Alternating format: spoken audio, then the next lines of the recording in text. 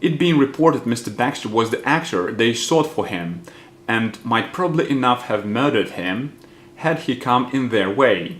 But as Providence ordered it, he had taken a walk out of town, and in his return, when the hurly-burly was over, he was surprised to hear some of them curse him at their doors, and quickly understood how fairly he had escaped.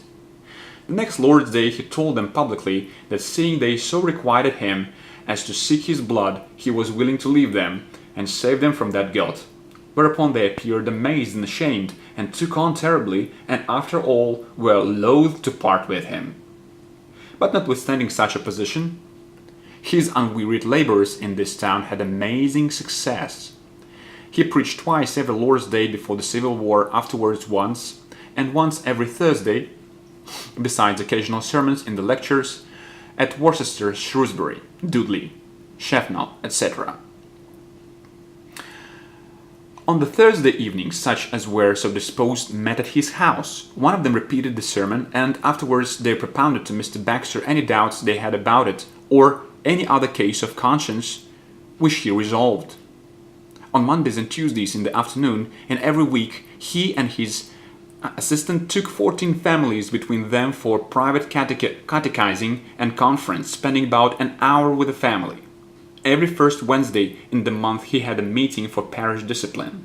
Every first Thursday in the month there was a meeting of the neighboring ministers for discipline and amicable disputation about matters theological, and every Thursday in the month besides, he had several ministers at his house, after the lecture was over, with whom the afternoon was spent in profitable conversation till the neighbors came in to repetition and conference.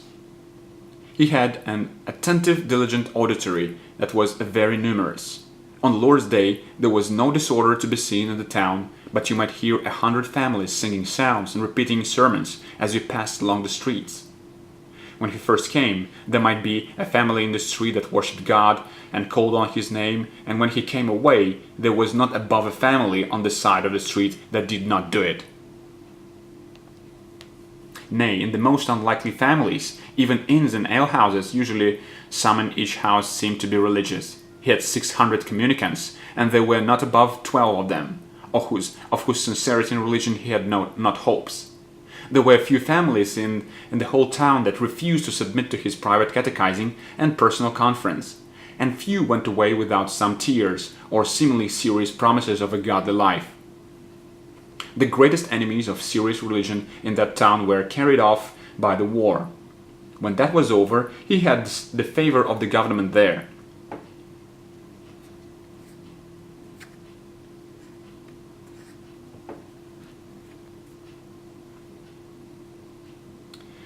He had the favor of the government there.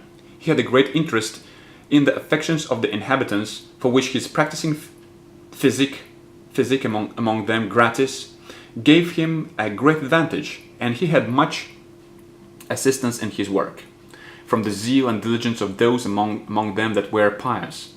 Many were won upon by their exemplary conversation. Their unity and concord were remarkable. All were of one mind and mouth and way. The private meetings that were kept up amongst them, which were under his oversight and guidance, were also very helpful to promote serious religion. His stated income was not above £90 per annum, besides which he some years had £60 or £80 a year of the booksellers for his books, which being given away amongst the people, except so much as was necessary for his comfortable subsistence, made them the readier to listen to him. He took several of their children that had capacities from school and sent them to the university, where he maintained them by his own and others' contributions, some of which afterwards proved useful ministers. One of his main difficulties when he fixed in this town was how to set up anything of a true ecclesiastical discipline without being satisfied with the shadow instead of the reality of it on one hand, or unchurching the parish church on the other. Upon mature consideration, he determined to take the parish for the church, if they were willing to own their church membership and acknowledge him for their pastor. He desired all that were willing to give in their names, or some other way to signify their consent, and the rest he desired to be silent. This kept many quiet that were not church members, because they knew they might come in if they would. He baptized all their children, if desired, upon their giving an account of their faith. If the father were a scandalous sinner, he made him openly confess his sin with seeming penitence before he would baptize his child. If he refused it, he forbore till the mother came to present it, rarely if ever finding both father and mother so destitute of knowledge and faith as in the church sense to be utterly incapable. Sir Ralph Clare, a noted cavalier, discovered the greatest dissatisfaction of any in the parish with his method of proceeding.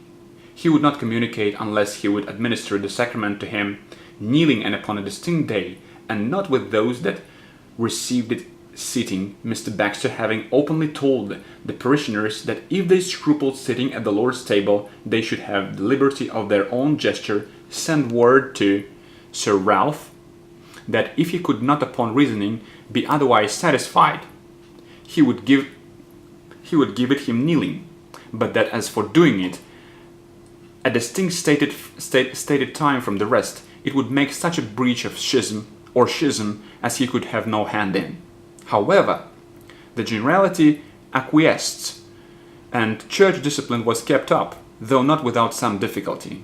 A young fellow given to excessive drinking, offering himself to communion, was told that he could not be admitted without a humble penitent confession and promise of amendment. He thereupon confessed his sin and promised to amend, but soon relapsed. He was oft admonished, and as often renewed the profession of his concern and promises of amendment, but still persisting, Mr. Baxter warned him publicly and prayed earnestly for him several days successfully in the church, but he was not reclaimed. At last he declared him utterly unfit for church communion, and required all to avoid unnecessary conversation with him. Afterwards he grew extravagantly mad, would freely curse Mr. Baxter to his face, and once, as he was going to the church, laid violent hands on him, with the design to have murdered him. He continued raging about a year, and then died of a fever, in great horror of conscience. 3 or 4 more also were cast out, one for slandering and the rest for drunkenness, and they were enraged and much the worse after it, and so were loud warnings to others. In short, so much of the presence of God did Mr. Baxter find accompanying him in his work, and so affectionate was his regard to the loving people of that place, that he would not willingly have changed his relation to them for any preferment in the kingdom, nor could he without force have been separated from them. When the civil war broke out, he was dubious how to steer. He took the protestation which the Parliament required to defend the king's person, honor, and authority, the power and privileges of parliaments, and the liberties of the subject, and the Protestant religion against the common enemy, and he joined with the magistrates of Kidderminster in offering the same protestation to the people. A little after the king's declarations were read there in the marketplace, and the commission of array was set on foot, upon which the rabble grew so riotous and furious that he was advised to withdraw a while from home. He retired to Worcester, and so to Gloucester, where he first met with the Anabaptists, and after a month's absence he returned home, lest his absence should be interpreted either as the effect of fear on the account of some guilt, or as signifying his being against the king. At his return he found the drunken rabble very boisterous, and their common cry was this: "We shall take an order with the Puritans ere long." He did not think himself in safety if he stayed at home, and so he withdrew again. He preached at Alcester on that Lord's Day that was the day of Edge Hill fight, and was informed while he was preaching by the noise of the cannon that the armies were engaged, and the next day he went into the field of battle. The soldiers on one side or the other, still passing to and fro and being ready to make a prey of whatsoever came before them, he determined to go to Coventry and stay there till one side or other had got the victory and the war was ended, which it was then thought would be in a very little time.